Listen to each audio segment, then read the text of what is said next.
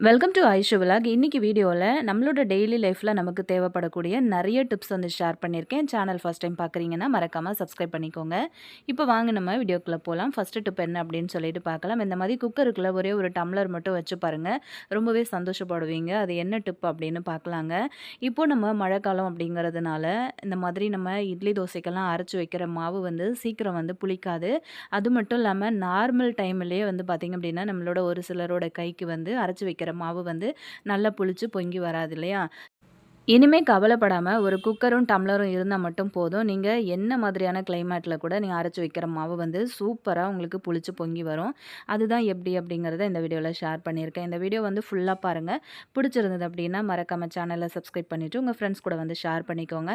இப்போ குக்கர் வந்து இந்த மாதிரி நான் எடுத்து வச்சிருக்கிறேன். இப்போ நீங்க வந்து எடுக்கிற மாவோட அளவு வந்து பார்த்தீங்க அப்படின்னா, குக்கர்ல நீங்க ஊத்தும்போது ஒரு பாதி அளவுக்கு வர்ற மாதிரி பார்த்துக்கோங்க. ஃபுல்லா ஊத்திட்டீங்க அப்படின்னா, ஃபுல்லா உங்களுக்கு வந்து பொங்கி வெளியில வந்துரும். அதனால இந்த மாதிரி ஊற்றிக்கோங்க. ஃபஸ்ட்டு நடுவில் வந்து ஒரு டம்ளர் வச்சுக்கோங்க. அதுக்கப்புறம் மாவை வந்து அப்படியே உள்ளுக்குள்ளே வந்து சேர்த்துக்கோங்க. அப்புறம் இந்த டம்ளர் வந்து 3-4 தடவை நல்லா அந்த மாதிரி சுற்றி விடுங்க. உள்ளுக்குள்ளே வந்து பார்த்திங்க அப்படின்னா நல்லா ஏர் பபிள்ஸ் வந்து ஃபார்ம் ஆகும். ஸோ அதனால இந்த மாதிரி வந்து டம்ளரை சுற்றி விடுங்க. அதுக்கப்புறம் நான் வந்து கேஸ்கட் அப்படியே தான் இருக்குது. அதே மாதிரி குக்கர் மேலே இருக்கிற வெயிட்டும் நான் வந்து எடுக்கலை. அப்படியே தான் நான் இன்றைக்கி க்ளோஸ் பண்ணி வைக்க போகிறேன். நீங்கள் இந்த மாதிரி வந்து க்ளோஸ் பண்ணி வைக்கும்போது குக்கருக்குள்ளே ஒரு மாதிரி வெதுவெதுப்பான சூடு இருக்கிறதுனால உங்களுக்கு சீக்கிரமாகவே வந்து மாவு புளிச்சு பொங்கி வர ஆரம்பிச்சிடும். இது வந்து முதல் நாள் நைட்டு நான் வந்து பண்ணி வைக்கிறேன். மறுநாள் காலையில் ஓப்பன் பண்ணி பார்க்கும்போது மாவு நல்லாவே வந்து புளிச்சு வந்துருந்தது. ஸோ இப்போ நம்ம வந்து அந்த டம்ளரை இந்த மாதிரி எடுத்துடலாங்க வெளியில். மழை டைமாக இருந்தாலும் சரி, குளிர்காலமாக இருந்தாலும் சரி, மாவு வந்து ரொம்ப லேட்டாக நீங்கள் அரைச்சி வச்சுட்டீங்க அப்படின்னாலும் சரி, இந்த மாதிரி வந்து ஒரு ஐடியா ஃபாலோ பண்ணி பாருங்கள்.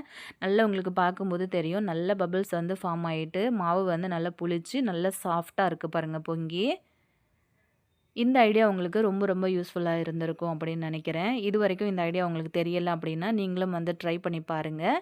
அப்படியே உங்கள் ஃப்ரெண்ட்ஸ் அண்ட் ஃபேமிலி மெம்பர்ஸோடையும் வந்து ஷேர் பண்ணிக்கோங்க. மாவை வந்து நல்லா கலந்து விட்டதுக்கப்புறமா நான் இந்த மாதிரி வந்து ஒரு கண்டெய்னரில் மாற்றிட்டு ஃப்ரிட்ஜில் நம்ம வந்து ஸ்டோர் பண்ணி வச்சுக்கலாம். மாவு வந்து நல்லா புளிச்சதுக்கப்புறம் நீங்கள் வந்து ஃப்ரிட்ஜில் ஸ்டோர் பண்ணி வச்சிங்க அப்படின்னா உங்களுக்கு அப்பப்போ உடனே வந்து எடுத்து செய்கிறதுக்கு ரொம்பவே வசதியாக இருக்கும்.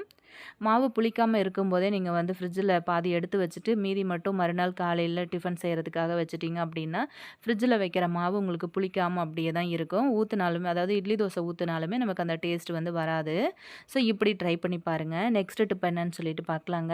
எப்போவுமே நம்ம இந்த மாதிரி வெண்டைக்காய் பொரியல்லாம் பண்ணுறோம் அப்படின்னா அந்த வெண்டைக்காய் பொறுத்த வரைக்கும் ஒரு மாதிரியான வழுவழுப்பு தன்மை வந்து இருந்துகிட்டே இருக்கும் இல்லையா? அது ஒரு மாதிரி பிசுபிசுன்னு இருக்கிறதுனால குழந்தைங்களும் சரி பெரியவங்களும் சரி இதை சாப்பிட்றதுக்கு அதிகமாக லைக் பண்ணவே மாட்டாங்க. அந்த மாதிரி பிசுபிசுப்பு தன்மை இல்லாமல் வெண்டைக்காய் வந்து நல்லா உதிரி உதிரியாக இருக்கணும் அப்படின்னா அந்த மாதிரி ஒரு பாதி அளவுக்கு எலுமிச்சம்பழம் வந்து எடுத்துக்கோங்க. எலுமிச்சம்பழ சாறு வந்து லைட்டாக அந்த மாதிரி ஒரு 4-5 ட்ராப்ஸ் வர்ற மாதிரி பிழிஞ்சு விட்டுருங்க. இந்த மாதிரி பிழிஞ்சு விட்டதுக்கப்புறமா நம்ம நார்மலாக வெண்டைக்காயை வந்து நல்லா வதக்கிட்டு பொரியல் பண்ணிங்க அப்படின்னா உங்களுக்கு அந்த பிசுபிசுப்பு தன்மை உடனே வந்து இல்லாமல் போயிடும்.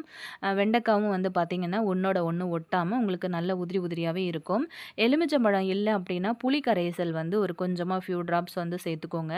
அதுவுமே நல்லாயிருக்கும். ஆனால் வெண்டைக்காயில் வந்து புளிப்பு இருக்குமான்னு கேட்டிங்கன்னா கண்டிப்பாக இருக்காதுங்க. டேஸ்ட்டும் வந்து நல்லாயிருக்கும். ட்ரை பண்ணி பாருங்கள். நெக்ஸ்ட் டிப் என்னன்னு பார்க்கலாம். இந்த மாதிரி புதினா பொறுத்த வரைக்கும் பார்த்திங்கன்னா நமக்கு வந்து இதை க்ளீன் பண்ணுறதுக்கு டைம் வந்து ரொம்ப அதிகமாக எடுக்கும். அது மட்டும் இல்லாமல் இலைகள் வந்து ரொம்ப குட்டி குட்டி இலையாக இருந்தது அப்படின்னாலுமே நமக்கு ரொம்ப டைம் ஆகும் இல்லையா? இதில் நாட்டு புதினாலாம் கிடைக்குதுன்னா அதை க்ளீன் பண்ணுறதுக்கு ரொம்ப கஷ்டமாக இருக்கும். அது ஈஸியாக க்ளீன் பண்ணுறதுக்கு இந்த மாதிரி வந்து வீட்டில் நம்ம நிறைய கூடைகள்லாம் வந்து வச்சுருப்போம்ல, அதை வந்து எடுத்துக்கோங்க. உள் பக்கமாக விட்டு வெளியில் பிடிச்சி நீங்கள் புதினாவை வந்து இழுத்தீங்க அப்படின்னா அந்த கீரை ஃபுல்லாகவே வந்து உள்ளுக்குள்ளே வந்துடும். தண்டு வரைக்கும் தான் உங்களுக்கு வந்து வெளியில் இருக்கும். ஸோ யாரோட ஹெல்ப்பும் இல்லாமல் எத்தனை கட்டு புதினாவா இருந்தாலுமே ரொம்ப ஈஸியாக நீங்கள் தனி ஒரு ஆளாக இந்த ஒரே ஒரு கூடை மட்டும் யூஸ் பண்ணி அழகாக நம்ம வந்து புதினா கிள்ளிடலாங்க. இந்த ஐடியாவும் உங்களுக்கு ரொம்பவே யூஸ்ஃபுல்லாக இருந்திருக்கும் அப்படின்னு நினைக்கிறேன். இந்த வீடியோ பிடிச்சிருந்ததுன்னா மறக்காமல் இந்த வீடியோக்கு ஒரு லைக் கொடுத்துருங்க. நம்ம இப்போ நெக்ஸ்ட் டிப் என்ன அப்படின்னு சொல்லிட்டு பார்க்கலாம். இப்போது இந்த மாதிரி வந்து ஸ்டவ் ஆன் பண்ணிவிட்டு ஒரு பேன் அடுப்பில் வச்சுருக்கேன். கொஞ்சமாக நல்லெண்ணெய் வந்து சேர்த்துருக்கேன். இப்போ ரொம்பவே டேஸ்டியான டிஃப்ரெண்ட் ஸ்டைலில் ஒரு தக்காளி சட்னி நம்ம எப்படி பண்ணுறதுன்னு பார்க்கலாம். இந்த சட்னிக்கு வந்து பார்த்திங்க அப்படின்னா நல்லெண்ணெய் வந்து கொஞ்சம் தூக்கலாகவே சேர்த்துக்கோங்க. டேஸ்ட் வைஸ் ரொம்ப சூப்பராக இருக்கும். தக்காளியை வந்து இந்த மாதிரி பாதி பாதியாக கட் பண்ணிவிட்டு அதுக்கப்புறம் வந்து எண்ணெய் சூடானதுக்கு பிறகு இந்த மாதிரி வந்து வச்சு விடுங்க. தக்காளி வந்து எந்த அளவுக்கு நல்ல பழுத்து இருக்கோ அந்த அளவுக்கு இந்த சட்னி வந்து நல்ல டேஸ்ட் கொடுக்கும் உங்களுக்கு. இப்போ இது நல்லா வந்து பொரிய ஆரம்பிக்கிற டைமில் ஒரு கைப்பிடி அளவுக்கு நல்லா பூண்டை வந்து உரிச்சிட்டு இந்த மாதிரி சேர்த்துக்கோங்க.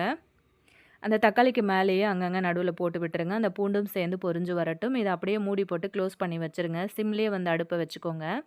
ஒரு 4-5 நிமிஷம் கழித்து அதை ஓப்பன் பண்ணி இந்த தக்காளியை வந்து திருப்பி போட்டுட்டு திரும்ப ஒரு 2 நிமிஷத்துக்கு வேக வச்சு எடுத்துக்கோங்க. இது எதுக்காக நம்ம பண்ணுறோம் அப்படின்னா, தக்காளியும் வந்து நல்லா வெந்து வந்துடும். அது மட்டும் இல்லாமல் அந்த மேலே இருக்கிற அந்த ஸ்கின் இருக்கு இல்லையா, தக்காளியோட மேல் தோல், அது வந்து ஈஸியாக உங்களுக்கு வந்து கழண்டு வந்துடும். இந்த மாதிரி வந்து அந்த தோல் எல்லாத்தையுமே வந்து எடுத்து விட்டுருங்க. இந்த மாதிரி செய்யும்போது உங்களோட தக்காளி தொக்கு வந்து ஒரு 2, 3 நாள் வரைக்கும் கூட நீங்கள் வந்து வச்சு சாப்பிட்லாம். சீக்கிரத்தில் வந்து கெட்டு போகாதுங்க. ஒரு மேஷர் வச்சு இந்த மாதிரி வந்து நல்லா எல்லாத்தையுமே வந்து மசிச்சு விட்டுருங்க. தக்காளியே வந்து தெரியாத அளவுக்கு நல்லா அந்த மாதிரி வந்து மசிச்சு விடுங்க. அடுப்பை வந்து நல்லா சிம்லேயே வந்து வச்சுக்கோங்க. ஒரு தடவை நீங்கள் இந்த மாதிரி ட்ரை பண்ணிவிட்டு ஃப்ரிட்ஜில் ஸ்டோர் பண்ணி வச்சிங்கன்னா 1 வீக் வரைக்கும் கூட நீங்கள் வச்சு சாப்பிட்லாங்க. இதில் வந்து கொஞ்சமாக உப்பு, அதுக்கப்புறம் வந்து மஞ்சத்தூள், மிளகாத்தூள், அதுக்கப்புறம் கொஞ்சம் மிளகுத்தூளும் நான் வந்து சேர்த்துருக்கேன். சேர்த்து எல்லாத்தையும் கலந்து விட்டுருங்க. இந்த சேர்த்த மசாலாவோட இந்த பச்சை ஸ்மெல் எல்லாமே வந்து நல்லா போகட்டும்.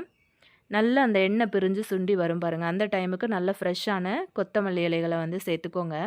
இது கூட பொடியாக நறுக்குன ஒரு 2 பெரிய வெங்காயத்தை சேர்த்துருக்கேன். சேர்த்து நல்லா ஃபைனலாக இந்த மாதிரி கலந்து விட்டுட்டு ஸ்டவ்வை வந்து உடனே ஆஃப் பண்ணிவிடுங்க. இந்த மாதிரி டிஃப்ரெண்ட் ஸ்டைலில் செஞ்சு பாருங்கள். சுட சுட சாதத்தோடு வந்து வச்சு சாப்பிட்றதுக்கு செம்ம டேஸ்ட்டாக இருக்கும். அதே மாதிரி தோசைக்கு, சப்பாத்திக்கெல்லாம் செம்ம சூப்பரான ஒரு காம்பினேஷனாக இருக்குங்க இது. அந்த சட்னியில் நீங்கள் தொட்டு சாப்பிடும்போது அந்த வெங்காயம் வந்து பார்த்திங்க அப்படின்னா நல்லா கடிப்படும் இல்லையா வாயில். ஸோ சாப்பிட்றதுக்கே செம்ம சூப்பராக இருக்கும். இது வரைக்கும் இந்த மாதிரி ஒரு மெத்தடில் நீங்கள் வந்து தக்காளி சட்னி ட்ரை பண்ணல அப்படின்னா ஒரு தடவை ட்ரை பண்ணி பாருங்கள். உங்களுக்கு பிடிச்சிருந்தது அப்படின்னா அப்படியே உங்கள் ஃப்ரெண்ட்ஸ் அண்ட் ஃபேமிலி மெம்பர்ஸோடையும் வந்து இந்த வீடியோ வந்து ஷேர் பண்ணிக்கோங்க. டேஸ்ட் வைஸ் பார்த்திங்க அப்படின்னா செம்ம அல்டிமேட்டாக இருக்குங்க. ஒன்ஸ் நீங்கள் ட்ரை பண்ணிவிட்டு சொல்லுங்கள். நம்ம இப்போ நெக்ஸ்ட் டிப் என்னன்னு சொல்லிட்டு பார்க்கலாம். இந்த மாதிரி ஒரு பழைய டூத் ப்ரஷ் வந்து எடுத்திருக்கேன். அதோட மேலே அந்த ப்ரஷ்ஷை மட்டும் நான் வந்து கட் பண்ணி எடுத்துட்டேன். அடியில் அந்த பின்பகுதியில் வந்து பார்த்திங்கன்னா அடியில் இந்த மாதிரி ஒரு கத்தியை சூடு பண்ணிவிட்டு நடுவில் சின்னதாக ஒரு ஓட்டை மாதிரி போட்டு எடுத்துக்கோங்க. ஒரு தடவை நீங்கள் இதை வந்து ரெடி பண்ணி வச்சுக்கிட்டிங்க அப்படின்னா நம்ம பாவாடைக்கும் சரி, பேண்ட்டுக்கும் சரி நம்ம வந்து நாடா கோர்க்குறோம் அப்படின்னா ரொம்ப ஈஸியாக இதை வச்சு நம்ம யூஸ் பண்ணிக்க முடியும். இப்போ இந்த பாவாடை நாடா இருக்குது இல்லையா, அதை வந்து இந்த நம்ம ஓட்டை போட்டிருந்தோம்ல அதுக்குள்ளே விட்டு இழுத்து இந்த மாதிரி வந்து கட்டி வச்சுக்கோங்க. கட்டினதுக்கப்புறம் நம்ம இதை மட்டும் யூஸ் பண்ணி ரொம்ப சூப்பராக பாவாடைக்கு இன்றைக்கி நாடா கோர்த்துடலாங்க. நம்ம நார்மலாக எப்போவுமே வந்து பின் வந்து யூஸ் பண்ணி நாடா கோர்ப்போம் இல்லையா, அந்த பின் வந்து யூஸ் பண்ணும்போது என்னாகும் அப்படின்னா பாதியில் நம்ம கோர்த்துட்டு இருக்கும்போதே நடுவில் வந்து அந்த பின்னோட லாக் வந்து ஓப்பன் ஆகிடும் இல்லையா, அது வந்து திரும்ப நம்ம வந்து வெளியில் எடுத்துகிட்டு திரும்ப ஃபஸ்ட்லேருந்து நம்ம வந்து கோர்க்குற மாதிரி இருக்கும். அந்த மாதிரி செய்யும்போது நமக்கு டைமும் வந்து ரொம்ப அதிகமாக எடுக்கும். சில வேளையெல்லாம் நாடா போட்டுட்டு இருக்கும்போதே பின்னு வந்து லாக் ஓப்பன் ஆகிடுச்சு அப்படின்னா நமக்கு கையிலையும் வந்து சில நேரங்களில் குத்திரும். அந்த மாதிரி இல்லாமல் ரொம்ப ஈஸியாக நீங்கள் வீட்டில் வந்து நாடா கோர்க்குறீங்க அப்படின்னா இந்த மாதிரி வந்து ட்ரை பண்ணிக்கோங்க. எவ்வளோ குயிக்காக வந்து நம்ம போட்டுடலாங்க. எவ்வளோ பேண்ட்டுக்கு எவ்வளோ பாவாடைக்கு வேணுனாலும் ரொம்ப ஈஸியாக நம்ம வந்து இந்த மாதிரி ஒரு மெத்தடில் நாடா கோர்த்துடலாம். கண்டிப்பாக இந்த ஐடியாவும் உங்களுக்கு ரொம்பவே யூஸ்ஃபுல்லாகவும் ரொம்ப பிடிச்சும் இருக்கும் அப்படின்னு நினைக்கிறேன். இன்றைக்கி ஷேர் பண்ண டிப்ஸில் இருந்து உங்களுக்கு எந்த டிப்ஸ் வந்து பிடிச்சிருந்தது அப்படிங்கிறதையும் கமெண்ட்டில் சொல்லுங்கள். பார்த்தா உங்களுக்கு தெரியும். ஃபைனலாக நம்ம வந்து நாடா கோர்த்து முடிச்சுட்டோம். இப்போ அழகாக அந்த லாக் வந்து அதாவது அந்த முடிச்சு போட்டிருந்தோம்ல, அதை வந்து ஓப்பன் பண்ணிவிட்டு அதை வந்து நம்ம தனியாக எடுத்து வச்சுட்டோம் அப்படின்னா, நம்ம எப்போல்லாம் வந்து நாடா கோர்க்குறோமோ அந்த டைமுக்கு வந்து யூஸ் பண்ணிக்க முடியும். இந்த மாதிரி பண்ணுறதுனால நம்ம டைம் வந்து ரொம்ப சேவ் பண்ண முடியும். இந்த வீடியோ பிடிச்சிருந்ததுன்னா ஃப்ரெண்ட்ஸ் கூட ஷேர் பண்ணிக்கோங்க. சேனலை சப்ஸ்கிரைப் பண்ணிக்கோங்க. நெக்ஸ்ட் ஒரு வீடியோவில் உங்களை மீட் பண்ணுறேன் ஃப்ரெண்ட்ஸ். தேங்க்யூ.